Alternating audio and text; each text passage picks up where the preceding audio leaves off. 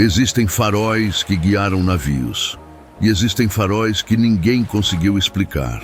Registros oficiais falam de luzes que nunca se apagaram, de homens que desapareceram sem deixar rastros, de diários interrompidos e de silêncios que permanecem até hoje. Este não é um conto de terror, são arquivos reais, locais reais e perguntas que nunca foram respondidas.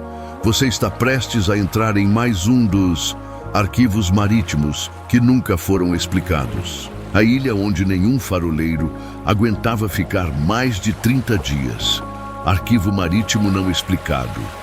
Episódio 4. Nos episódios anteriores, você conheceu o farol que continuou funcionando sem ninguém dentro, o faroleiro que se recusava a dormir e o lugar onde passos eram ouvidos acima do nível da luz. Hoje, você vai descobrir um caso diferente. Não sobre o que acontece em um farol, mas sobre o que acontece com quem fica tempo demais. Ninguém era demitido daquela ilha. Ninguém pedia transferência oficialmente. Mesmo assim, nenhum faroleiro permanecia ali por mais de 30 dias. Os registros mostram isso com frieza matemática. Entravam no início do mês, saíam antes do fim, sempre antes. Este é o quarto arquivo marítimo que nunca foi explicado. A ilha ficava a 47 quilômetros da costa, isolada da rota principal de navegação, cercada por correntes traiçoeiras que mudavam de direção sem padrão previsível e neblina persistente que podia durar semanas consecutivas. Era conhecida nos mapas náuticos como Ilha do Crepúsculo, não por questões poéticas, mas porque a visibilidade ali raramente era plena. Sempre havia uma camada de névoa, mesmo em dias tecnicamente claros. Um ponto aparentemente comum no mapa.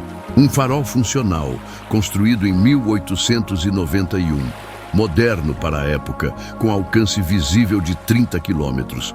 Tudo parecia normal nos relatórios técnicos anuais. Estrutura estável, fundação sólida, iluminação perfeita, equipamentos revisados regularmente, suprimentos adequados, comunicação funcionando. O problema nunca foi o farol, era o tempo passado ali. Nos primeiros anos de operação, as substituições frequentes chamaram pouca atenção das autoridades marítimas. A justificativa oficial era simples e aceitável. Problemas de adaptação ao isolamento extremo, solidão mais intensa que o esperado, estresse psicológico do confinamento, nada fora do padrão conhecido da profissão. Faróis isolados sempre tiveram rotatividade maior que postos costeiros. Mas quando os relatórios administrativos começaram a se acumular nas gavetas da capitania, alguém finalmente percebeu um detalhe estatístico impossível de ignorar. Nenhum faroleiro havia completado 30 dias consecutivos na Ilha do Crepúsculo. Nenhum, em mais de 4 décadas de operação. Alguns ficaram 28 dias, outros 23. Houve casos documentados de apenas 12 dias. Um registro mostra permanência de apenas 9 dias antes da evacuação urgente. Mas sempre havia um pedido repentino de remoção, ou uma evacuação médica inesperada, ou simplesmente um barco que chegava fora do cronograma e levava o faroleiro embora. E sempre o mesmo silêncio depois. Em 1927, um inspetor chamado Álvaro Esteves foi designado para investigar as altas taxas de rotatividade. Ele revisou sistematicamente todos os diários de bordo devolvidos pelos faroleiros ao longo de 20 anos. O que encontrou foi perturbador. Os diários eram devolvidos consistentemente incompletos, páginas arrancadas com cuidado, deixando apenas as bordas irregulares presas à costura. Anotações interrompidas abruptamente no meio de frases, como se o faroleiro tivesse simplesmente largado a caneta e saído. Datas que não batiam com o calendário oficial. Registros do dia 15 seguidos imediatamente por registros do dia 20, sem explicação para o intervalo. Em um desses diários, pertencente a um faroleiro chamado Ricardo Soares, há uma entrada datada do 14º dia. Ele escreveu que o sono estava ficando progressivamente mais difícil, não por causa do trabalho ou da solidão, mas porque tinha a sensação de que a ilha não dormia com ele. Quando fecha os olhos, ele anotou: ouço sons vindos do interior da rocha, como se algo se movesse abaixo do solo. Não são passos, é algo mais lento, ritmado, persistente, como uma respiração profunda vinda da própria pedra. No dia seguinte, ele anotou apenas uma linha, com letra trêmula: aqui o tempo não se comporta como deveria. Ricardo Soares foi retirado da ilha no dia 17, 3 dias depois dessa anotação. Seu pedido de remoção foi processado em caráter de urgência.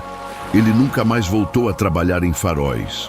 Os registros médicos preservados nos arquivos da Marinha reforçam o padrão e adicionam uma camada ainda mais inquietante. Homens perfeitamente saudáveis, sem qualquer histórico psiquiátrico, muitos deles veteranos com décadas de experiência em postos isolados, retornavam da Ilha do Crepúsculo com sintomas médicos consistentes e inexplicáveis.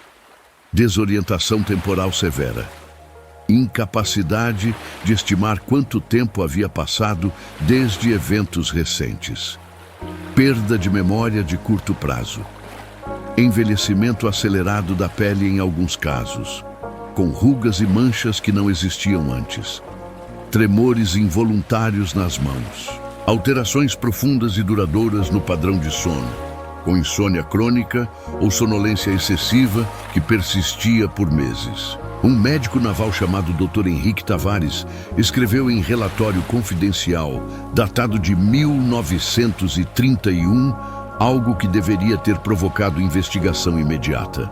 Os pacientes retornados da Ilha do Crepúsculo apresentam marcadores fisiológicos compatíveis com indivíduos que passaram meses em estado de privação severa de sono, quando na realidade estiveram no local por no máximo 3 semanas.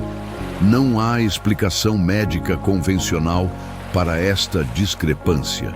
Questionados durante as avaliações médicas obrigatórias, quase todos os faroleiros se recusavam a falar sobre o que aconteceu na ilha. Olhavam para baixo, balançavam a cabeça negativamente, pediam para ir embora. Os poucos que concordavam em dar depoimentos diziam frases desconexas, aparentemente sem sentido. Alguns afirmavam que a luz do farol não iluminava o mar como deveria. Iluminava a própria ilha, projetando sombras que se moviam contra a direção do vento. Outros diziam que, à noite, tinham a sensação inequívoca de que o farol os observava de volta, como se a lente não fosse apenas vidro, mas algo capaz de percepção. Houve quem dissesse que o dia não começava quando o sol surgia no horizonte, mas quando uma sensação inexplicável de peso sobre o corpo finalmente diminuía. Como se a noite não fosse definida pela ausência de luz, mas pela presença de algo mais. Um faroleiro mais velho, identificado apenas como JM. Nos documentos, foi transferido às pressas após 29 dias na ilha. Ele concordou em fazer um relato oral gravado em fita magnética. A gravação existe, foi parcialmente transcrita.